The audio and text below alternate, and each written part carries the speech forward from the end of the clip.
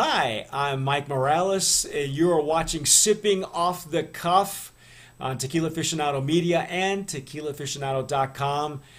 I'm here in San Antonio. That gentleman over there is Rick Levy in San Diego. And Rick, I have a real soft spot for the tequila that we're going to judge and dissect and do with. It's one of my favorites that literally, after 111 Blancos that I tasted the year that I was at Spirits of Mexico as a judge, this was the one that knocked our socks off. And look at how beautiful. For those of you who have followed us on Instagram and Facebook, you've seen this bottle, Knockout. It's a really bad corruption of the word knockout. It's almost like the French spelling. Yeah, well,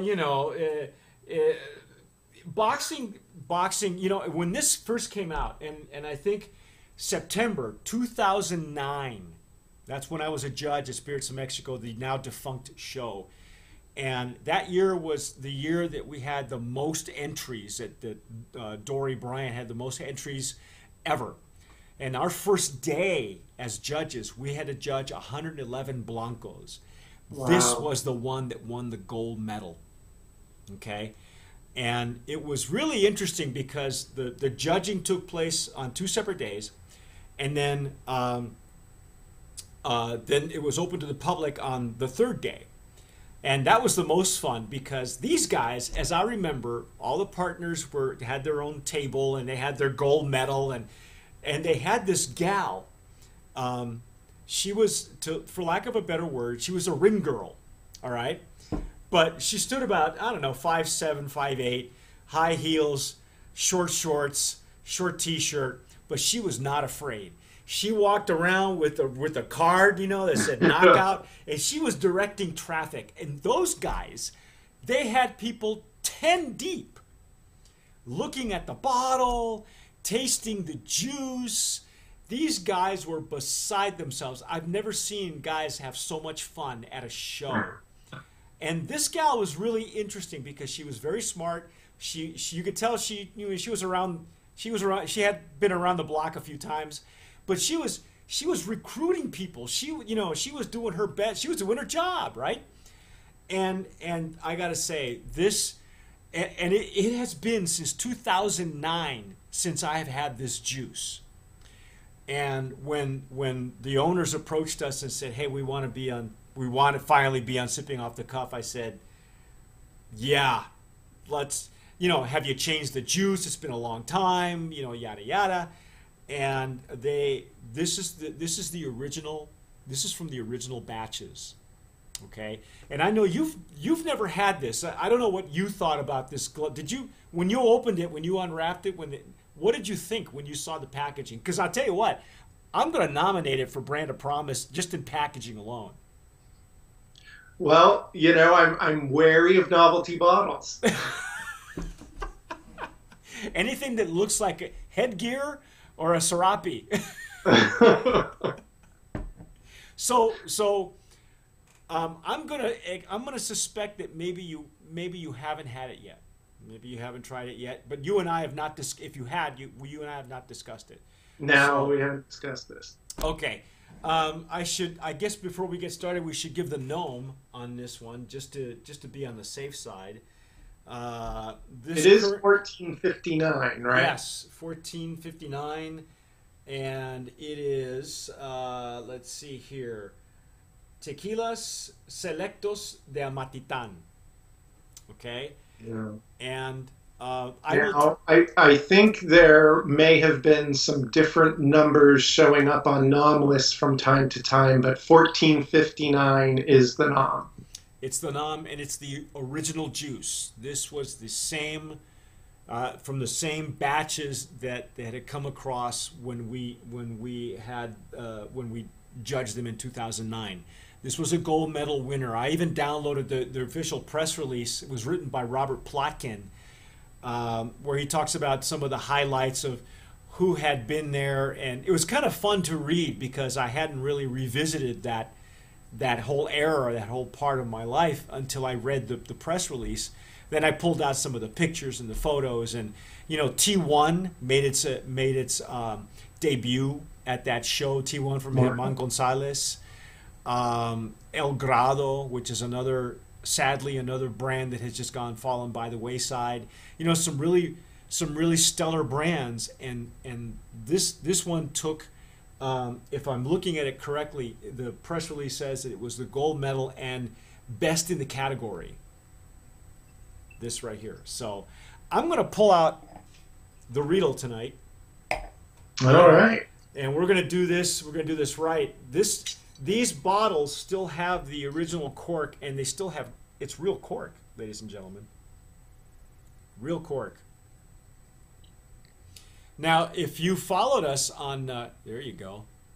If you followed us on Instagram or Facebook, you've seen some of the beautiful photos that Rick has taken out on his pool with these boxing gloves. And I gotta say, it's so shampoo bubbles, bubbles. You know how I love bubbles, man. All right. Come on, you gotta give me more than that, Rick. Come on. Oh my God. All right. Yeah. So I was a little bit worried with the novelty bottle, but it is really looking interesting. It's talking to you, man. I can tell. Yeah. It's very pristine, and it's very, very shiny, as Alex and I will call it sometimes.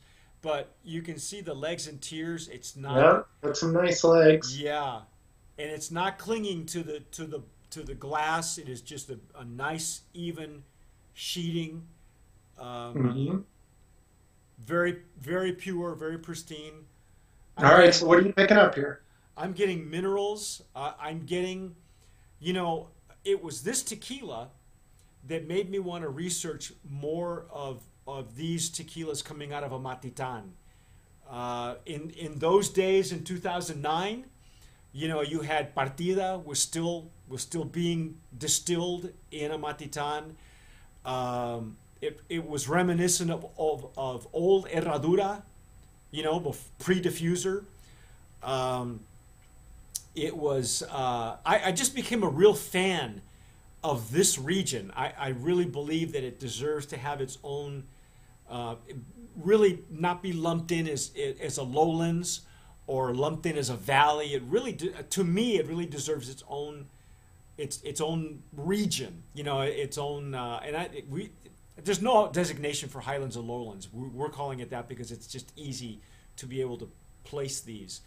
But I think the flavor profile is very distinct, very volcanic.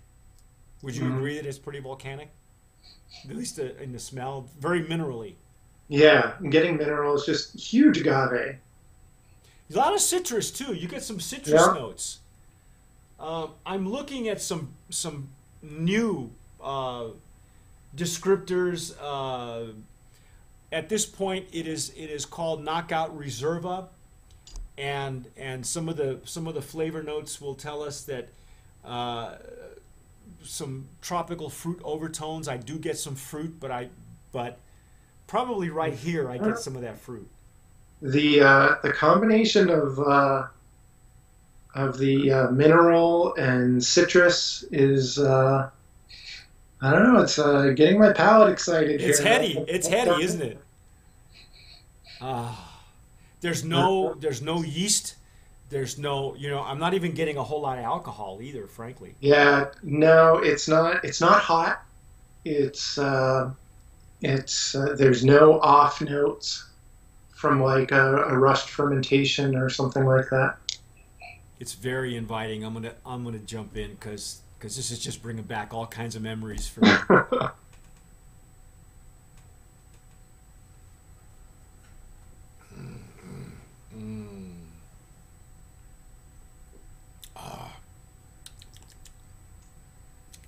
There's a little peppery, a little. Yeah, nice pepper. It kind of explodes. And light citrus, like a little bit of lemon, a little bit of grapefruit, maybe. Yeah, it's peppery. It's more peppery than I remember. And it's got a nice medium to long finish. It's got that warm fuzzy.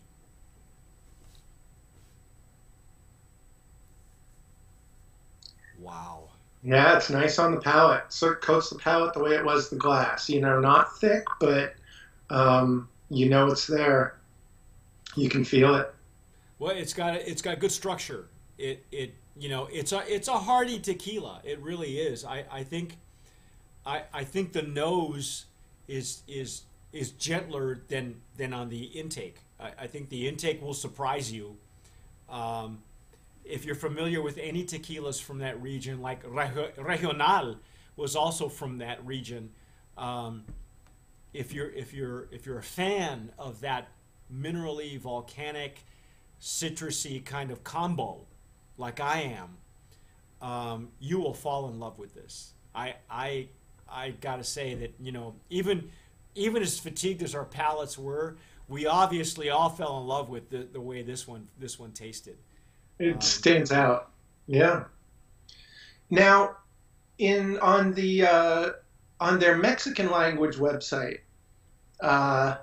they said that the agaves were Tahona crushed, but I haven't been able to find any information on that anywhere else. Yeah, I'm not sure.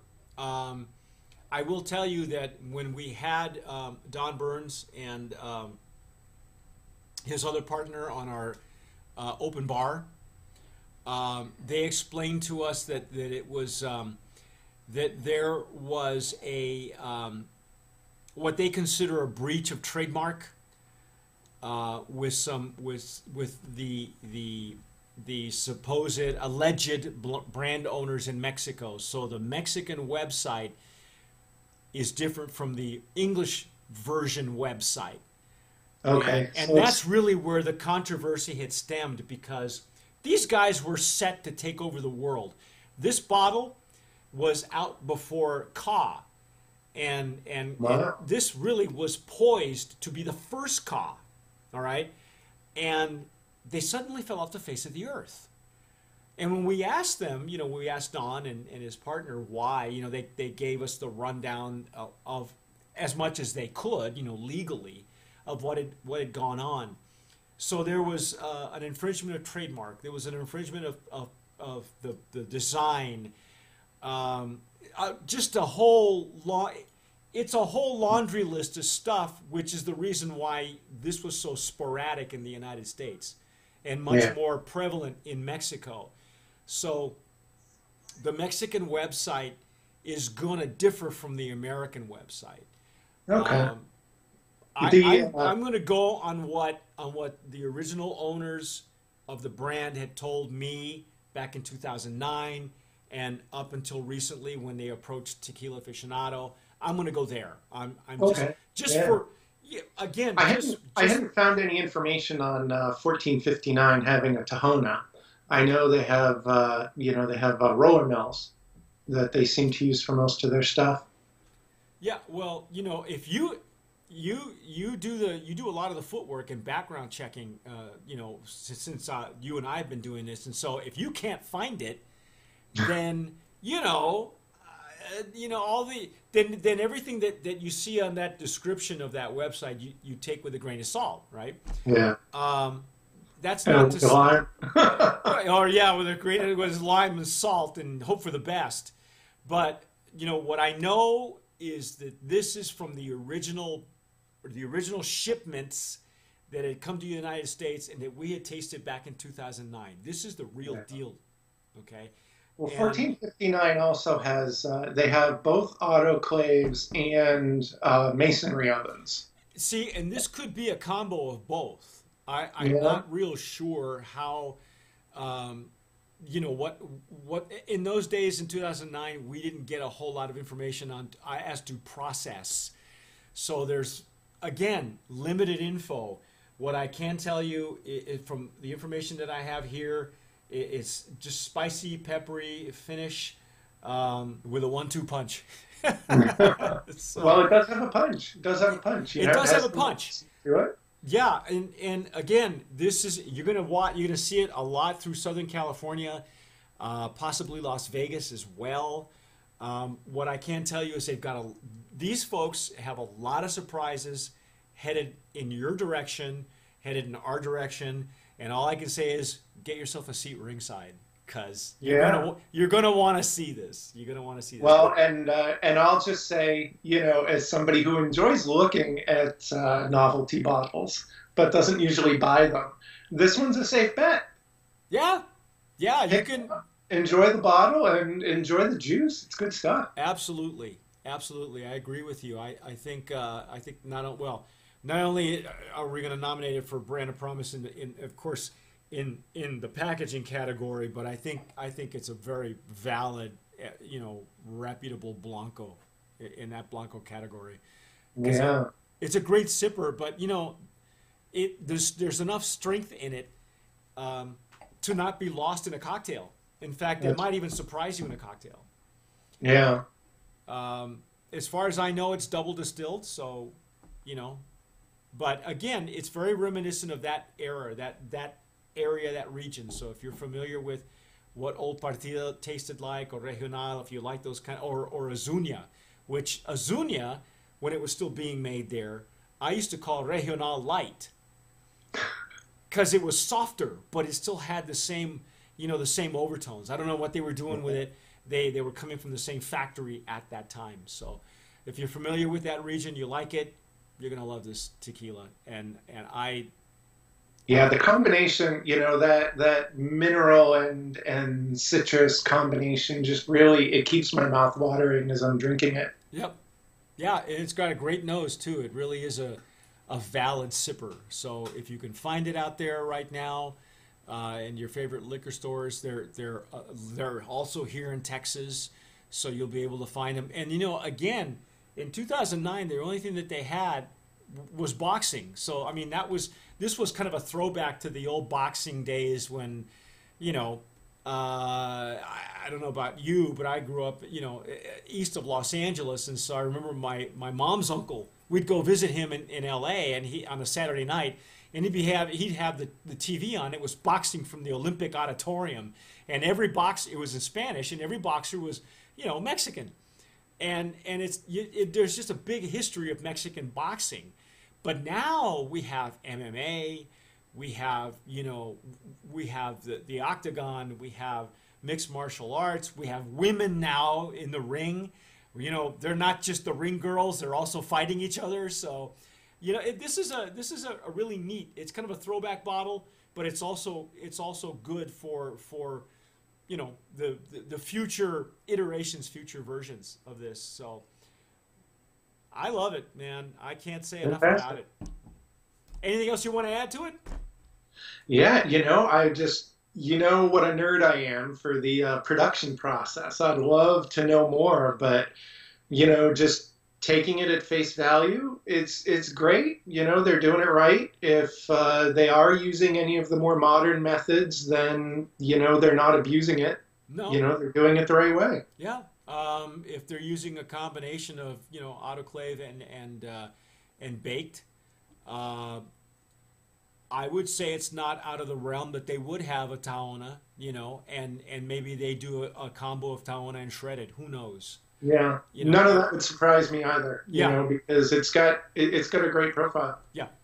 Excellent. I think it's just like I say when I tasted it again since 2009 and until now, it just took me right back. It was like, oh my goodness. Yeah. Wow. And something that I like about this is, we're making all the boxing references, but it does have a bit of a punch, and that's actually good for me because if I'm hanging out with friends, by a fire or whatever, talking for the evening, I gotta be careful because if the tequila is too smooth, I'll end up drinking the whole bottle and I'll regret it. Yep. But with something like this, when you're sipping it, you're experiencing something every time you take a sip. Well, And it cautiously slows you down. Yeah. You know, and you and I had talked before on some, depending on the distillery, you know, they've made several, other distilleries make different flavor profiles for other brand owners. And I'm with you there. There's some that I've had from one distillery, you can just put a straw in it and suck it right down, and you won't even, half your bottle's gone, you won't even know how, you know. And those are dangerous. You want to, I much prefer to spend some more time, you know, with the tequila, if you're gonna, especially if you're gonna be with friends, you know. It's just safer, you know. It's just safer. So congratulations to these guys, to Nocaut Reserva. I think brand of promise in the packaging, brand of promise in the juice, in the Blanco category. That's just that is a pressed tin label on there. Yes, yeah, cool. It is. They really went, you know, they really went old school. If you look at that right here, that looks like a belt. You know, they went for that. They really went for that boxing look. And like I say, it was poised to take over the world. And you know, stuff happens, but now they're back. This is the comeback kid, ladies and gentlemen. Get yourself a ringside seat. You're gonna love what happens with this tequila. I'm Mike Morales here in San Antonio. Rick Levy in San Diego.